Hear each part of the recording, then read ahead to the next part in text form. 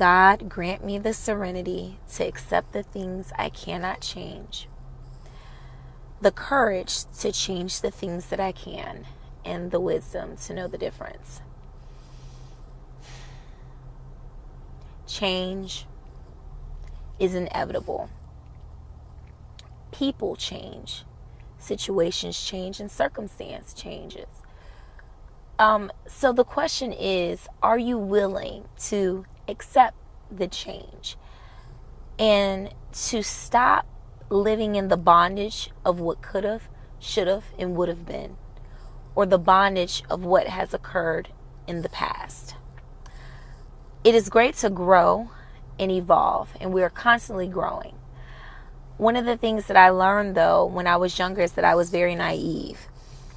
I was so naive to the point that I thought that my faith could even change God's will, because I never really even considered what was His true will for my life. I was always so adamant and passionate about what I wanted and my desires, and name it and claim it. And if I pray about it, it'll happen, right? And then I got older and I got wiser. And then some things happened to me that were beyond my control, like, the weight gains and the hormones and things like that. And I found myself in a vicious cycle of comparing and striving to be what I used to be, instead of loving myself right where I am and accepting where I am in life. And not only accepting where I am and who I am, but embracing it. So here's the thing. One way that you can accept the things that you cannot change is by changing your perspective. Stop comparing. Stop dwelling in the past. Stop being offended in making things out of something that possibly they aren't. But start leaning more on God. If you've closed this door, then it must be your will. God, I'm not 17 anymore, and I don't have a 17-year-old body anymore, but I love myself and accept where I am. God, I thought that I would be doing X, Y, and Z in business by now, but I accept that this is where you have me. I'm right where I'm supposed to be in this season, even if I made mistakes in the past. That's just been so heavy on my heart about acceptance and loving yourself.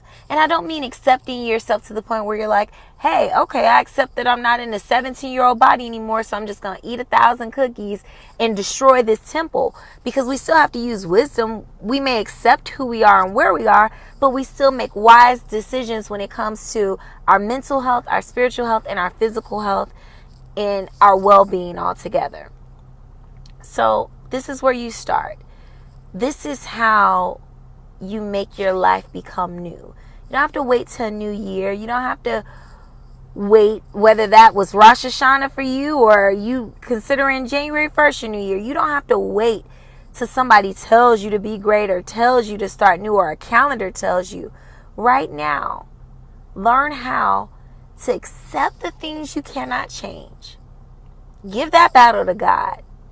Have courage and do something about what you can change. Make a difference in that area and take steps of what you can control and change. And then seek the wisdom to know the difference. And you'll find yourself so much happier regardless of what kind of season you're experiencing right now.